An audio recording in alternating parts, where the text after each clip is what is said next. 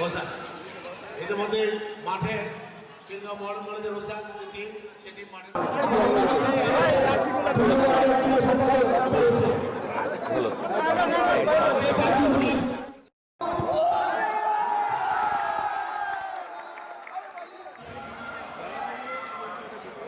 আজ আমাদের মাঝে উপস্থিত হয়েছে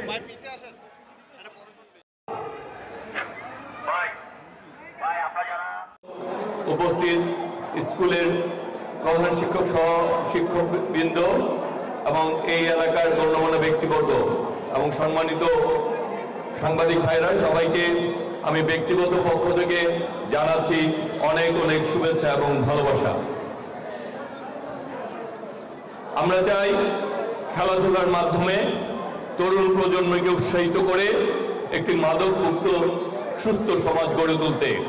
আমাদের লক্ষ্য একটি সুস্থ সুন্দর সমৃদ্ধ সমাজ গঠনে তরুণ সমাজের এগিয়ে নিয়ে আসা আর তরুণদের সঠিক পথে পরিচালনা করার অন্যতম কার্যকর মাধ্যম হচ্ছে খেলাধুলা। খেলাধুলা শুধু শারীরিক সক্ষমতা বৃদ্ধি করে না, বরং তরুণদের মধ্যে শৃঙ্খলা, নেতৃত্বের গুণাবলী, দায়িত্ববোধ, আত্মবিশ্বাস এবং পারস্পরিক সহযোগিতার মানসিকতা গড়ে তোলে। বর্তমান সময়ে মাদকাসক্তি ও বিভিন্ন সামাজিক অবক্ষয় আমাদের তরুণ সমাজের জন্য একটি বড় চ্যালেঞ্জ।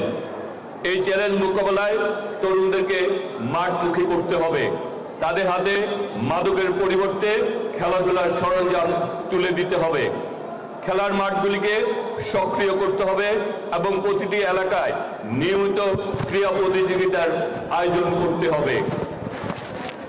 আমরা আমাদের লক্ষ্যে শুধু একটি ক্রীড়া আয়োজন নয়, আমরা মনে করি খেলাধুলাকে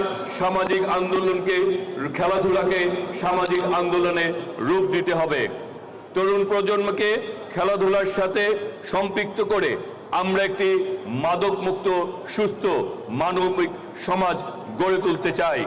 খেলার মাঠে বিভিন্ন শ্রেণী পেশার মানুষ একত্রিত হন। এদের পারস্পরিক পরিচয়, সৌন্দর্য, সম্প্রীতি ও ভ্রাতৃত্ব বৃদ্ধি পায় এবং মানুষ ঐক্যবদ্ধ হয়, মানুষ একজনের আরেকজনের অতি কাছাকাছি চলে আসে।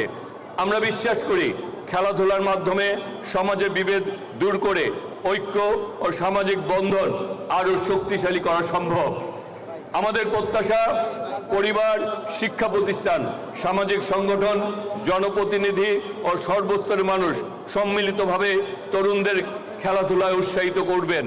তাহলেই আমরা আমাদের আগামী বাংলাদেশকে এগিয়ে নিয়ে যেতে পারব।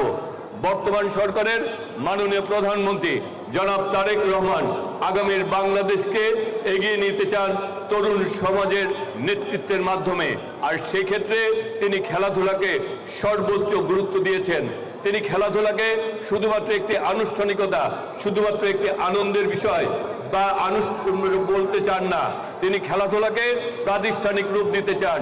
খেলাধুলার মাধ্যমে যাতে একটি খেলোয়াড় তার ব্যক্তি জীবন, তার পারিবারিক জীবনে আর্থিক সচ্ছলতা, স্বাবলম্বী হতে পারেন, আমাদের সরকার তাই চান, মাননীয় প্রধানমন্ত্রী তাই চান।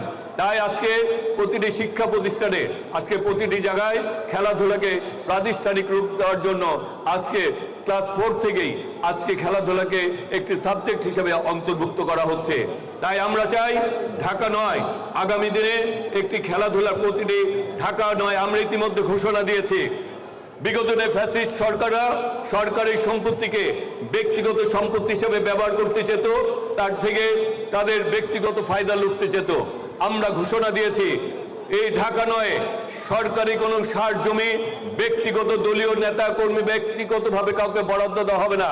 সরকারি জমি শুধুমাত্র এই এলাকার মানুষের, এই এলাকার উন্নয়নে, সেখানে মাঠ হবে, কবরস্থান হবে, পানির পাম্প হবে, মসজিদ হবে, পার্ক হবে, কিন্তু সরকারি খাস জমি শুধু মানুষের উন্নয়ন, এলাকার উন্নয়নে ব্যবহৃত হবে। দলীয় কোনো নেতা কর্মীদেরকে সরকারি সম্পত্তি বরাদ্দ দিতে আমরা দিব না, আমরা করব না। আমরা আগামী দিনে এই এলাকাকে খেলাধুলার এবং উন্নয়নের সুস্থ পরিবেশ গড়ে তুলতে চাই। তাই আসুন, আপনারা জনগণের ভোটে আমরা নির্বাচিত হয়েছে, আপনাদের কাছে আমাদের জবাবদিহিতা রয়েছে, আমরা সেই জবাবদিহিতার মাধ্যমেই আগামী ঢাকা 9কে গড়ে তুলব। আজকের এই স্মৃতি আরাফাত রহমান স্মৃতি ফুটবল টুর্নামেন্টে যারা আয়োজন করেছেন তাদের সবাইকে অনেক কৃতজ্ঞতা এবং ভালোবাসা, এবং এই খেলাধুলায় যারা অংশগ্রহণ করছেন প্রতিটি টিমকে আমি অনেক অনেক ভালোবাসা এবং কৃতজ্ঞতা জানাচ্ছি। আসুন আমরা আপনারা সকলেই খেলাধুলাকে সাথে ঐক্যবদ্ধ হয়ে এই এলাকার খেলাধুলাকে যেমনি এগিয়ে নিয়ে যাই, তেমনি ভাবে ঢাকা 9 বাংলাদেশকে এগিয়ে নিয়ে যাবো সেই প্রত্যাশা রেখেই আজকের মধ্যে বিদায় নিচ্ছি। বিদায়ের আগে বলতে চাই, আমার আগে আমরা, আমাদের আগে দেশ, করব কাজ, গড়ব দেশ, সবার আগে বাংলাদেশ জিন্দাবাদ। সবাইকে অনেক অনেক ধন্যবাদ।